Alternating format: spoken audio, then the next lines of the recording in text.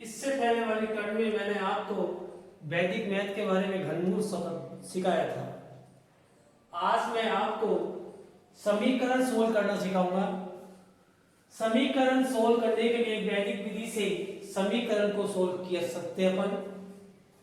Solve the equation of the Vedic math. इस पद्धति में समीकरण को दो विधियों से हल किया जाता है। एक तो होती है परावर्त्य योज्यते और दूसरा है आपके पास सूत्र शून्य साम्य समुच्चय द्वारा। सूत्र शून्य साम्य समुच्चय द्वारा हम इसको सोल्व कर सकते हैं। इसकी जो सबसे पहले चलता है अपना सूत्र परावर्त्य योज्यते, ये 4 प्रकार के मेथड है। इसके अंदर 4 प्रकार की समीकरण हो सकती है। सबसे पहले समीकरण में जैसे x प्लस, सबसे पहले समीकरण आती है आपकी ax plus b equal to c x plus d. First प्रथम अनुप्रयोग है आपका ax plus b equal to c x plus d. x की वैल्यू निकाली जाएगी तो d minus b upon a minus c होगा। इसी प्रकार सेकंड अनुप्रयोग ax plus b upon p equal to c x plus d upon q. अगर question इस में आता है, इस फॉर्म में आता है, तो आप इसको इस पोजीशन लाएंगे और उसमें x की value dp minus pq upon aq minus cp होगी। इसी प्रकार थर्ड इसका अनुप्रयोग होगा x plus a x plus b equal to x प्लस c x plus d। x equal to C D minus A B upon A plus B minus C minus D for m upon x plus a plus n upon x plus b equal to 0। अगर इस form में है तो आपका जो answer होगा minus M B plus N A upon n plus n। अब मैं इसके आगे चलता हूं तो आपको मैं इसके सवाल का एग्जाम्पल कराता हूं। अब मैं इसके कुछ क्वेश्चन लेके चल रहा हूं। सबसे पहला क्वेश्चन है 13x minus 14 equal to 9x plus 10। इसमें कौन सा सूत्र लगेगा? इसके जो प्रथम अनुप्रयोग है x equal to solution 13x minus 14 equal to 9x plus 10। अगर ऐसा है तो इसका सबसे पहले x equal to d minus b upon a minus c, ये सूत्र का प्रयोग कीजिएगा।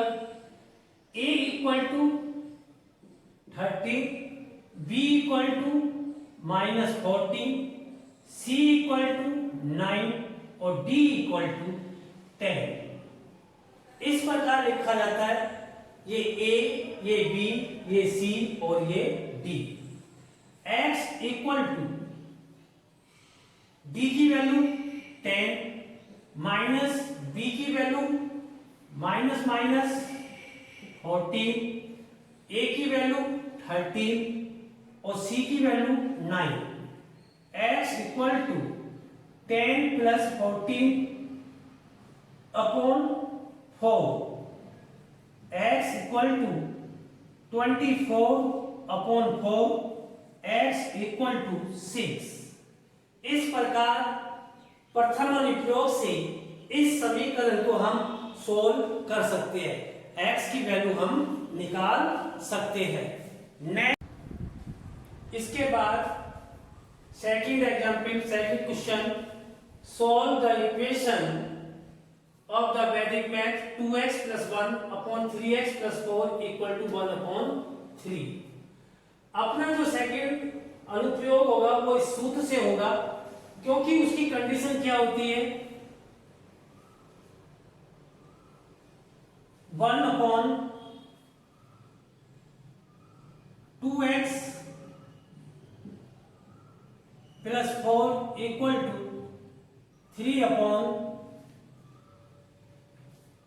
3x प्लस 4 इस रूप में लेकर आइए, क्योंकि ये P हो गया और ये Q हो गया, ये A, ये B, ये C और ये D। 2x प्लस 1 है ये, P की वैल्यू 1, Q की वैल्यू 3, A की वैल्यू 2, B की वैल्यू 1, C की वैल्यू 3 और D की वैल्यू 4। इस प्रकार इस सूत्र से आप निकाल सकते हो। इसमें मान रखिएगा इस सूत्र के अंदर अनुप्रयोग सेकंड में x इक्वल टू D की वैल्यू कितनी है 4 मल्टीपल्स P की वैल्यू 1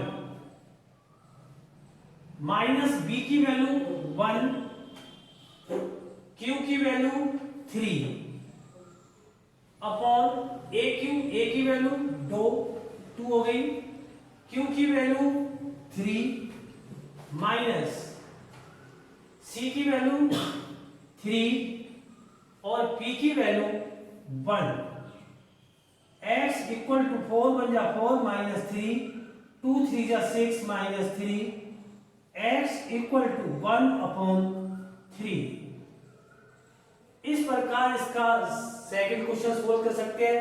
अनुप्रयोग सेकंड। नेक्स्ट अगला question third, x plus 7 x plus 9 equal to x minus 8 x minus 11। a b c और d। x इक्वल टू जो अपना अनुप्रयोग थर्ड है उसकी cd minus A B upon A plus B minus C minus D. इसमें a की value कितनी होगी आपकी 7, b की वैल्यू 9, c की वैल्यू माइनस 8 और d की value minus 11। x equal to इसमें मान रखिएगा सॉल्यूशन 3। c की वैल्यू कितनी है आपके पास -8, d की वैल्यू -11, माइनस a की वैल्यू 7, b की value 9 upon 7 plus 9 minus minus plus 8 plus 11। 11 8 जा 88 माइनस 7 9 जा 63 अपॉन 7 और 9 60 24 35। 8 में से 3 गए तो 5, 8 में से 6 गया 2 अपॉन 35। x इक्वल टू 5 5 जा 25, 5 7 जा 35। ये आपका आंसर। अब मैं इसका next question 1 upon x plus 1 minus 2 upon x minus 1 equal to 0। इस फॉर्म का है, अनुप्रयोग 4 कहलाता है। इसमें m की वैल्यू कितनी है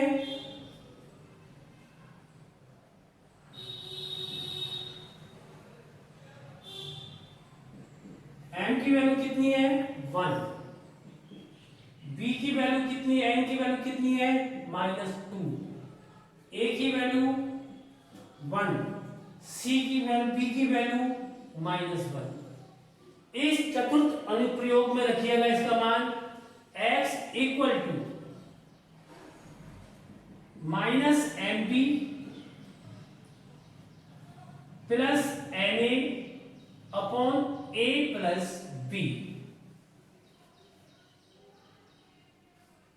ए प्लस बी वैल्यू रखो, x equal to minus M की वैल्यू 1, b की वैल्यू -1 प्लस n की वैल्यू -2, a की value 1 upon 1 minus 2 minus -1 -2 upon -1 minus -3 upon -1 x equal to -3।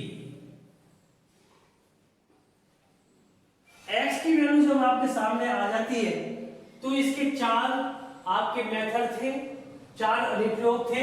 चारों अनुप्रयोग से मैंने एक एक क्वेश्चन आपको करा दिया है। अब मैं चलता हूं आगे नेक्स्ट।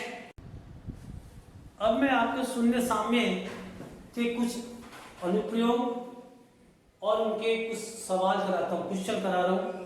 सबसे पहले देखिएगा प्रथम अनुप्रयोग, समीकरण में प्रत्येक पद में x एक कॉमन खंड है, सर्वनिष्ठ खंड है, तो x इक्वल टू 0 होगा। अब इसमें देखिएगा इसमें भी x है, इसमें भी x है, इसमें भी x है, इसमें भी x है। तो प्रथम अनुप्रयोग से